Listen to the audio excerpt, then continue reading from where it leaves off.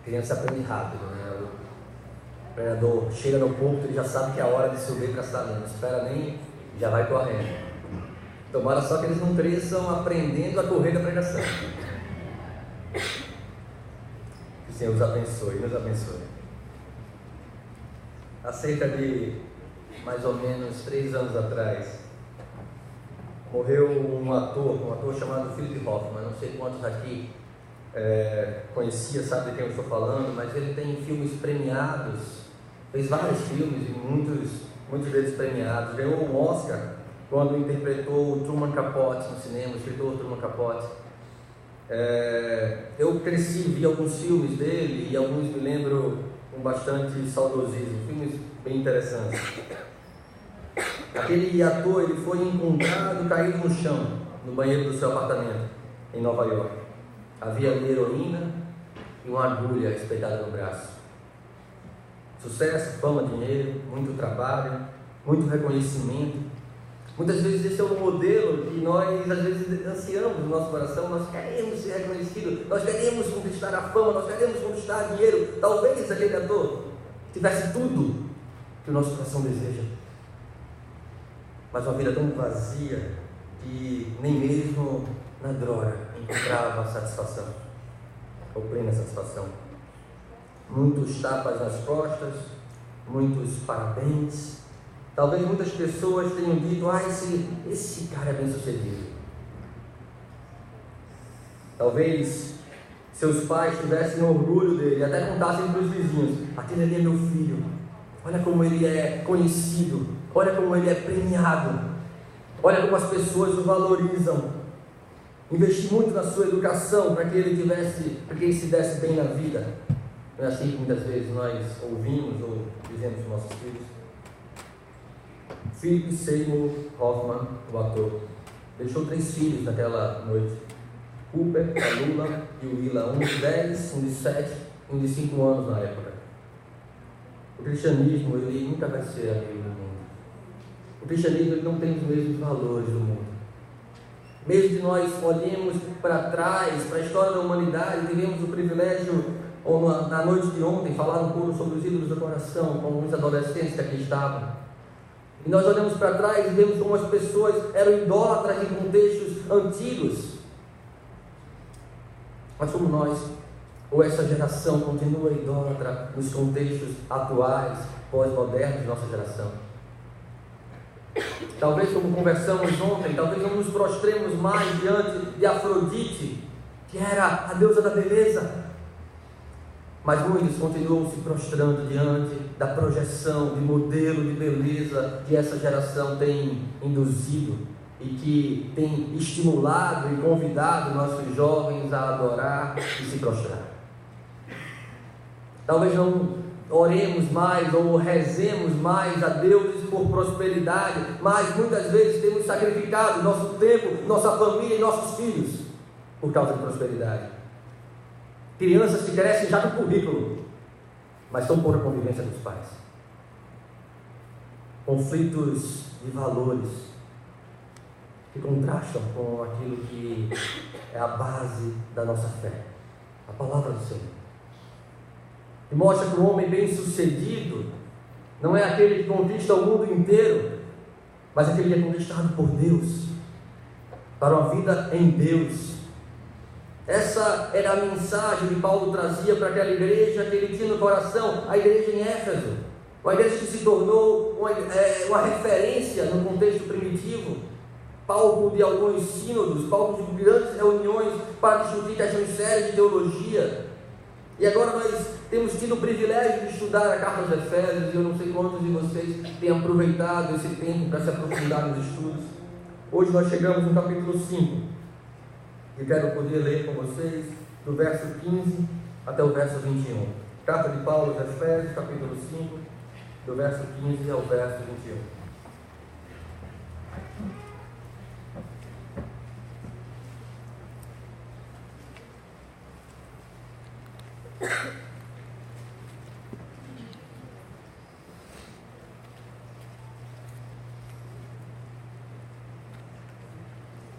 Diz assim a palavra do Senhor: portanto, vede prudentemente como andais, não como nécios, e sim como sábios, remindo o tempo, porque os dias são maus. Por esta razão, não vos torneis insensatos, mas procurai compreender qual a vontade do Senhor. E não vos embriagueis com o vinho, no qual há dissolução, mas enchei-vos do Espírito, falando entre vós com salmos, entoando e louvando de coração ao Senhor, com hinos e cânticos espirituais, dando sempre graças por tudo ao nosso Deus e Pai, em nome do nosso Senhor Jesus Cristo, sujeitando-vos uns aos outros no temor do Senhor. Essa é a mensagem que o Senhor então tem para nós nessa noite. Nós possamos meditar nessas palavras do modo como o Senhor de fato requer que façamos, que nós possamos aplicar no nosso coração. O Washer contou naquela pregação a história do John Wesley. Essa história do John Wesley, ela é tão fácil de ser esquecida dos nossos dias, porque nós vivemos uma vida em que nós teremos uma igreja amada pelas pessoas lá fora. Nós teremos vidas nossas mesmas, nós teremos ser amados pelas pessoas lá fora, e muitas vezes nós nos moldamos a isso, nós nos permitimos agir de um jeito ou de outro, que às vezes é contrário à palavra do Senhor, mas que nos faça mais aceitáveis. Todos nós queremos ser aceitáveis, e muitas vezes isso nos parece ser algo bem sucedido. Então, como o Washer disse naquela mensagem, que o cristianismo nunca será a Bíblia do mundo, porque ele sustenta a única arma capaz de salvar as pessoas do domínio desse mundo. A palavra do Senhor, as Escrituras Sagradas, elas são a arma capaz de salvar as pessoas, de libertar as pessoas, de salvar as pessoas do domínio desse mundo, da escravidão desse tempo. Nós temos o privilégio de ter acesso à palavra do Senhor, e nós precisamos ter o compromisso de poder então meditar nessa palavra de maneira séria, de maneira íntegra, porque os dias são maus. E por isso eu quero convidá-lo a atentamente recorrer ao texto, versículo a versículo, no qual nós vamos tomar por base na mensagem dessa noite. Porque Paulo começa chamando a nossa atenção a um modo de viver diferente. Ele diz, portanto, vede prudentemente como andais, não como nécios, sim como sábios. Se nós prestamos atenção nas últimas mensagens que foram feitas em cima da carta aos Efésios, vocês certamente tiveram a oportunidade de ouvir primeiro o pastor Petrônio, depois a mim falar de alguns contrastes que desde o capítulo 4 e 5 ele vem trazendo sobre como nós devemos proceder, e mais enfaticamente no capítulo 5, olha, não façam assim, mas sejam assim, não façam desse jeito, mas façam desse. Paulo vem nos ensinando de uma maneira muito prática que andar com Deus e andar nesse contexto bíblico, no contexto das Escrituras, ele tem uma referência que converge para o modo de viver, assim como nós temos lá em Gênesis 5, que Enoque andou com Deus, ou seja, viveu com Deus, e já não era, porque o Senhor tomou para si. Aqui ele chama a atenção para o nosso modo de viver. Ele vai dizer, portanto, vede, olhai atentamente, esse é o sentido da palavra, olhai atentamente, fiqueis atentos com todo cuidado ao modo como andai, ou ao modo como viveis, ou ao estilo de vida no qual vocês estão vivendo. Preste atenção, olha quais são os seus valores, olha quais são as suas prioridades, olha a maneira como você está investindo o seu tempo, os seus recursos, a sua energia. Olhai atentamente para essas coisas, não como nécios, e nécios é uma palavra muito forte na Bíblia. Nós somos inclusive instruídos a nunca chamar ninguém de nécio. Um tolo era alguém desprezado, um tolo era alguém rejeitado, porque não trazia nenhum proveito no modo tolo de viver. Paulo nos outorga, é imperativo, não como os nécios, e sim como os sábios. Há um contraste aqui. A mesma raiz do grego, para nécios, ele coloca o sofoi, ou sofia, e depois de sofia ele contrasta, olha, vocês não vão andar como insensatos, como pessoas que não têm sabedoria, mas como pessoas que têm sabedoria. Esse precisa ser o modo de viver do crente. Mas que sabedoria é essa? Que sabedoria é essa? Sabedoria consiste em nós aprendermos a viver pela vontade do Senhor. Sabedoria consiste em nós conhecermos a mente do Senhor, a revelação do Senhor. Qual a vontade de Deus para nós? Onde nós podemos buscar essas coisas, senão na leitura diligente, comprometida, interessada das Escrituras Sagradas? A mensagem escrita no boletim hoje para os jovens, ela serve para toda a igreja. Eu convido depois a igreja a ler com atenção. Mas não façam agora, que nós possamos render a nossa atenção ao texto que nós estamos expondo. Mas eu citei a mensagem porque ela fala do modo diligente como nós precisamos observar atentamente quais são os valores que compõem a sabedoria do cristão. Quais são os princípios que precisam nortear as nossas decisões? Quando nós precisamos tomar decisões importantes na nossa vida, onde nós buscamos sabedoria? Na intenção do nosso coração enganoso? Na palavra, o conselho das pessoas à nossa volta, às vezes nem tementes a Deus, como reprova o Salmo 1? Ou temos buscado na sabedoria do Senhor, na palavra do Senhor? Quando nós observamos diligentemente a palavra do Senhor, ela nos torna mais sábios. Não sábios segundo o mundo, mas sábios segundo a vontade de Deus.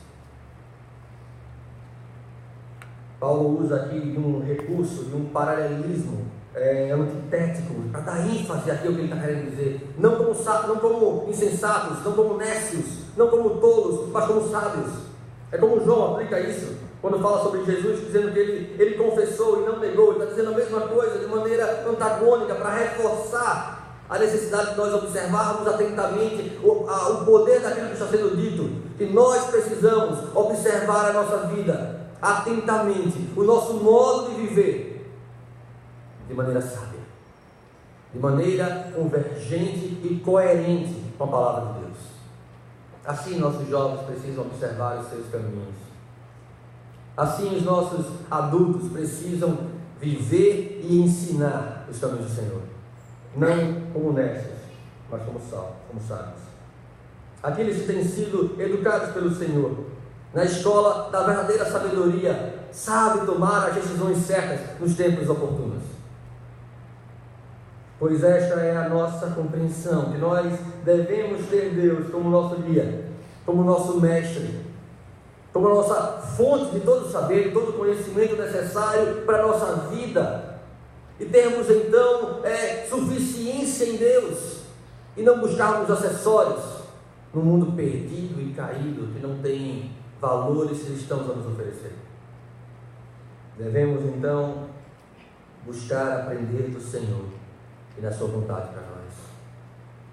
Quer estar no lugar mais sábio do mundo, esteja no centro da vontade do Senhor.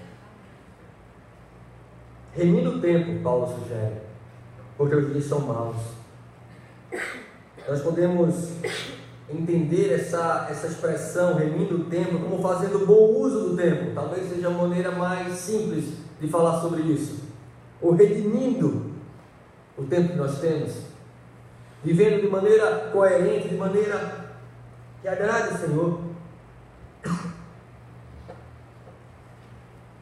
Porque os dias são maus. Essa mesma expressão Paulo usa aos Colossenses, no capítulo 4, verso 5, quando ele diz: andai em sabedoria para com os que são de fora, usando bem, ou seja, remindo cada oportunidade. Nós precisamos usar a sabedoria que temos aprendido do Senhor em cada momento oportuno. Essa, inclusive, é a tradução que a Bíblia NVI ela traz sobre esse versículo, dizendo: aproveitando ao máximo cada oportunidade, porque os dias são maus. Nenhum de nós está livre de dias maus. Nenhum de nós está livre daqueles dias em que o nosso coração se vê angustiado. Nenhum de nós está livre dos contextos seculares que conduzem o nosso coração ao pecado, que nos tenta. O pecado está sempre ao nosso redor. Ele diz que os dias são maus, isso é, que tudo que nos cerca tende à corrupção, tende a nos desorientar, tende a nos desviar. Por isso nós precisamos observar atentamente o modo como nós estamos vivendo, por isso nós precisamos observá-lo com sabedoria, por isso nós precisamos entender cada oportunidade na qual nós precisamos aplicar aquilo que nós somos, de modo que a glória do Senhor possa ser refletida no nosso modo de viver. Qual será o preço da redenção? Qual será o preço dessa redenção? Fugindo das infindáveis seduções que facilmente nos perverteriam, diz Calvino quando comentou esse texto, desembaraçando-nos das solicitudes e deleites desse mundo e, numa palavra, nos esquivando de todos os obstáculos. Será que podemos viver dessa forma? Será que temos força suficiente para olhar para a nossa vida, para o nosso modo de viver e dizer: nós não queremos andar como um desorientado, como um nécio, que se deixa conduzir por tudo que o cerca, mas nós queremos fugir das seduções que podem nos tragar ao pecado. Mas se nós queremos nos desembaraçar ou nos despir do velho homem, como Paulo sugere em outro texto, fugindo de tudo que nesse mundo possa ser um obstáculo para o progresso da nossa vida cristã. Essa nossa santidade é um progresso de vida cristã.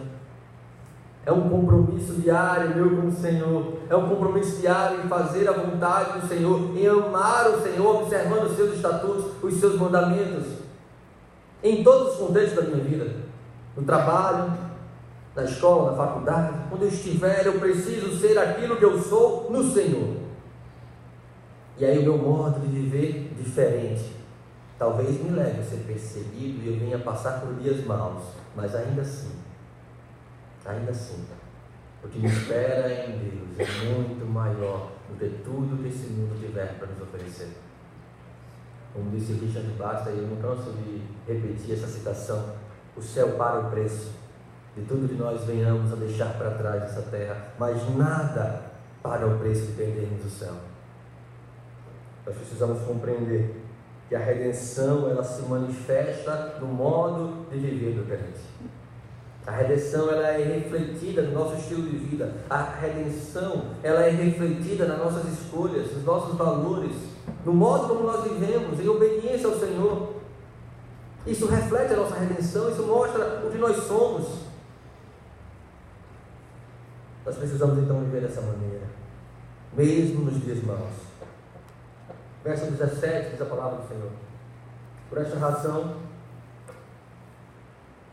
não vos torneis insensatos, mas procurai compreender qual a vontade do Senhor. Note que nós temos quase que um paralelismo aqui com o trecho anterior. Se nós não devemos andar como nécios, mas sim como sábios, nós não podemos nos tornar insensatos, mas em vez disso, e aí uma referência direta à verdadeira sabedoria, precisamos compreender qual a vontade do Senhor. Como é difícil muitas vezes compreender a vontade do Senhor. É difícil porque o nosso coração já é tão cauterizado com a nossa própria vontade. O nosso querer já grita tanto aos nossos ouvidos que nós às vezes nem queremos saber qual é a vontade do Senhor. Nós queremos que o Senhor queira a nossa vontade. É como orar: Senhor, faça-se aqui na terra a minha vontade. Porque é como se nós quiséssemos ser como Deus, como foi proposto pela serpente lá no Éden. Senhores, conhecedores do bem e do mal, capazes de poder escolher o que quisermos. Nós não podemos andar deste modo insensato, como louco. Nós precisamos compreender e buscar compreender qual é a vontade do Senhor. Cada crente, cada um de nós que um dia foi alcançado pelo Senhor, que um dia teve o coração transformado pelo poder do Espírito Santo, e então fez parte da igreja invisível de Deus, e então agora é nação santa, propriedade exclusiva do Senhor, e tem o propósito de proclamar as virtudes daquele que nos chamou das trevas para a maravilhosa luz. Cada um de nós tem no Senhor um ministério específico, dons específicos, que nos faz uma igreja multiforme, que nos faz uma igreja diversa, mas unida.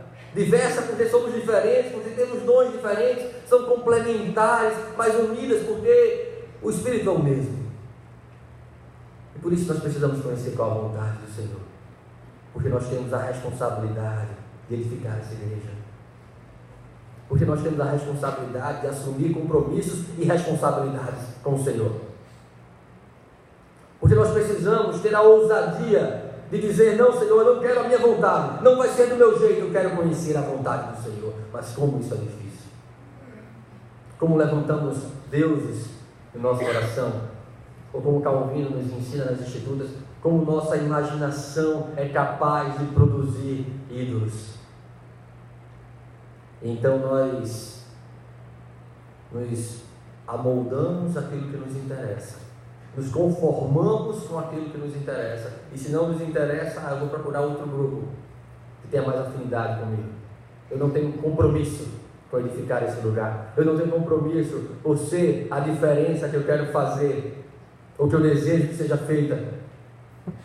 Como nós precisamos ainda nos levantar com essa responsabilidade na igreja, de não sermos apenas telespectadores de culto, de não sermos apenas crentes que vêm e sentam no banco e então assistem à pregação, depois opinam se gostaram ou se não gostaram, assistem ao culto, depois opinam se o louvor estava bom ou não, mas crentes que servem no culto, porque esse é o propósito do culto, esse é o propósito de estarmos reunidos, é no serviço do culto do Senhor.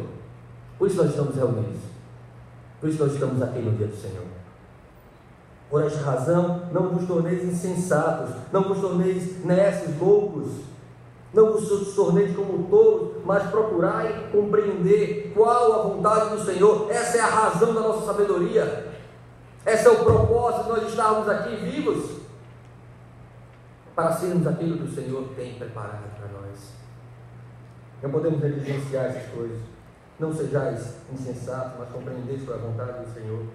Paulo define sabedoria como compreender a vontade de Deus Pai. E nós possamos compreender, sim, quando nós nos relacionamos com Deus, quando nós temos intimidade com Deus, quando nós buscamos conhecer a mente do Senhor, não ouvindo de uma maneira especial e maravilhosa, não através de experiencialismos dos outros, mas buscando na palavra do Senhor aquilo que Ele tem escolhido e prometido para a minha vida. E nós precisamos ter compromisso com a palavra do Senhor. O crente deve ter a palavra do Senhor sempre à mente. Ela precisa ecoar nos meus ouvidos, ela precisa estar ressoando no meu coração, para que eu não venha tropeçar. Sabedoria é conhecer a vontade do Senhor. Nós lemos agora há pouco no Salmo 119, o verso 9 diz: como purificará o jovem o seu caminho? E responde o salmista: observando de acordo com a tua palavra. De todo o meu coração tenho te buscado, não me deixes desviar dos teus mandamentos. Escondi a tua palavra no meu coração, para não pecar contra ti. É a palavra do Deus vivo que está diante dos nossos olhos, poderosa para transformar alguém que estava conduzindo a sua vida para o inferno em um salvo. Essa palavra é poderosa, é a arma mais poderosa que nós podemos ter diante dos nossos olhos. Nenhuma arma é capaz de trazer vida a alguém que estava morto, somente a palavra do Senhor pode. Nenhuma arma é capaz de transformar completamente a vida de quem estava perdido. A palavra do Senhor pode. Ela fez um milagre enorme na minha vida. Me tirou do reino das trevas e me conduziu para o reino do Filho do seu amor. Não há milagre maior do que ser transformado pela palavra do Senhor. E não vos embriagueis como vinho, no qual há dissolução ou lascívia, mas enchei-vos do Espírito. Novamente Paulo traz um novo contraste, didático para nossas vidas. Não andem assim, mas assim. Não estejais andando embriagados, não sejais tomados pela bebida que conduz à devassidão, à dissipação, à libertinagem, à lascívia, mas estejais preenchidos pelo Espírito do Senhor. Não como se o Espírito fosse algo, alguma coisa que nos enche, não dessa forma. Nós aprendemos e sabemos que o Espírito é Deus, é uma pessoa da Trindade. E estar preenchido do Espírito do Senhor é ter a vida tão completa de plenitude na palavra do Senhor, vivendo de modo que reflita o caráter de Cristo, que é completamente o oposto daquilo que a lascívia, a devassidão ou ser dominado pela bebida pode oferecer. Não sejais embriagados pelo vinho, no qual há devassidão, mas em vez disso, sejais preenchidos pelo Espírito do Senhor. Paulo então proíbe que nós tenhamos qualquer uso imoderado das bebidas. De modo, é como se dissesse, não bebais com desequilíbrio, não sejam tomados por algo que faz com que vocês percam o controle, de modo que vocês já não reagem por si, de modo que vocês não conseguem mais raciocinar ou pensar sabiamente. E aí remete a tudo que ele já falou anteriormente, de viver como nécio, de agir como um tolo, como um insensato.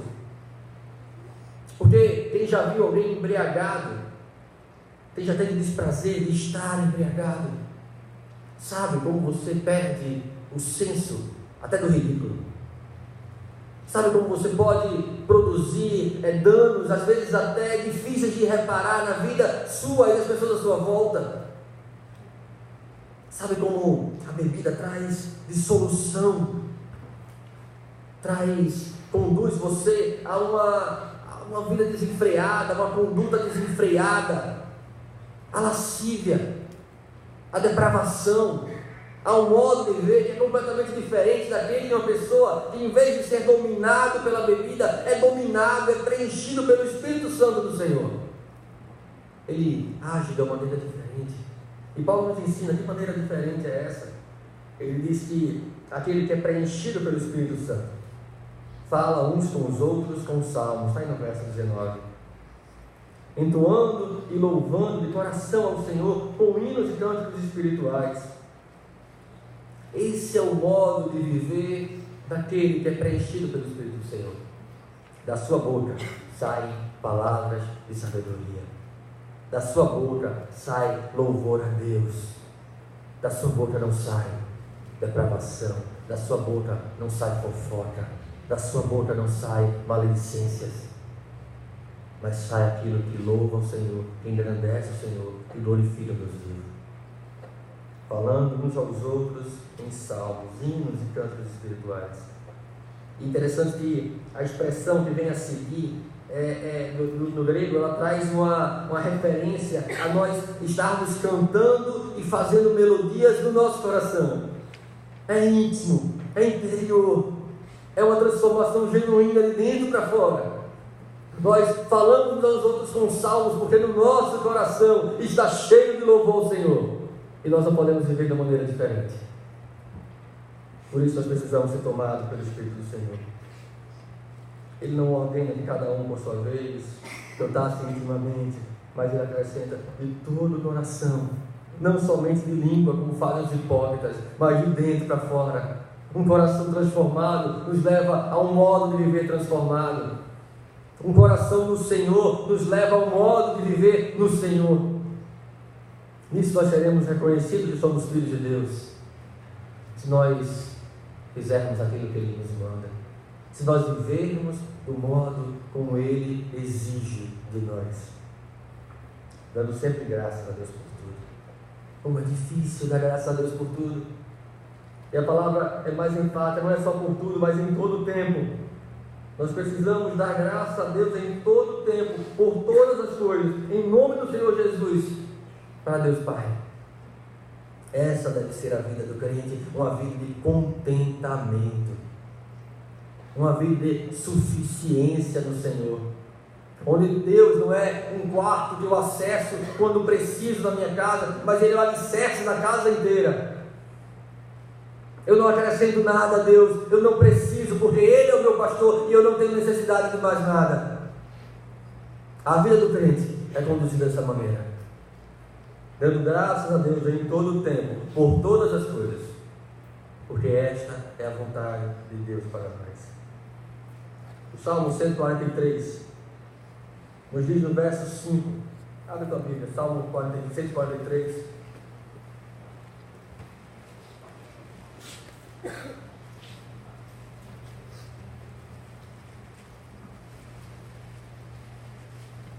Versos 5 e 6.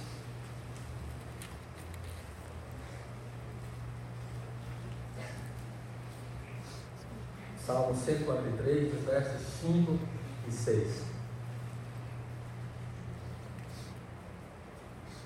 Diz assim a palavra do Senhor: lembro-me dos dias antigos, considero todos os teus feitos, medito na obra das tuas mãos, a ti estendo as minhas mãos.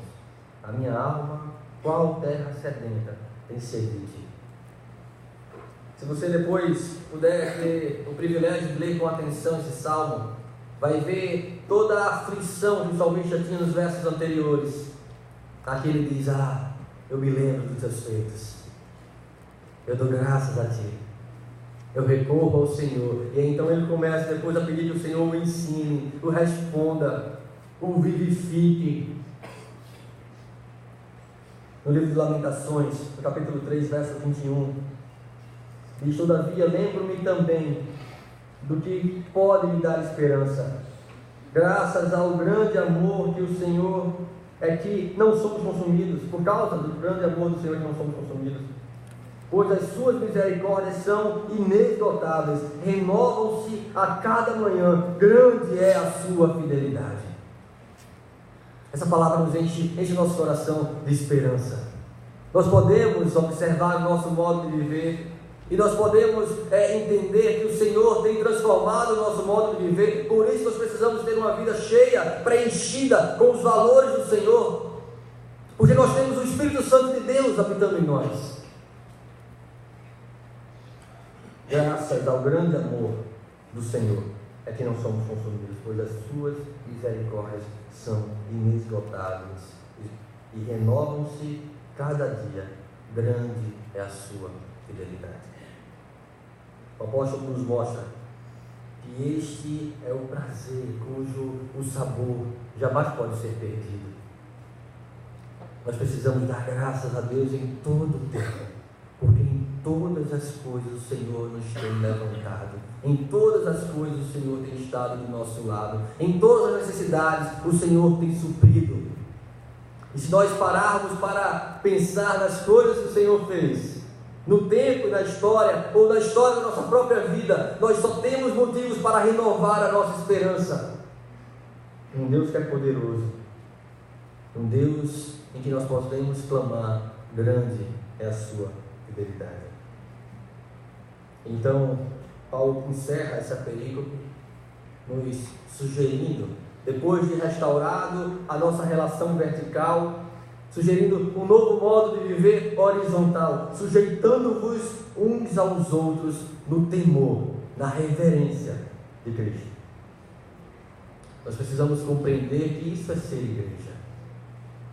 É quando muitas vezes eu abro mão daquilo que eu gosto por amor do outro. É quando muitas vezes eu preciso abrir mão do meu tempo para demonstrar interesse na vida do outro, edificar a vida uns dos outros, crescer juntos, ter nossas vidas renovadas, ter nossa esperança renovada por aquilo que Deus fez na história e fez na nossa vida, porque grande é a sua fidelidade. Que nós possamos então observar o modo como nós temos andado, que nós possamos, olhando para a nossa vida, buscar um modo de viver sábio, observando, conhecendo qual é a vontade do Senhor para nós, dando graças a Deus por tudo, tendo contentamento em Deus. Isso refletirá a glória de Deus em nossas vidas. Que o Senhor nos conduza dessa maneira, em nome de Jesus.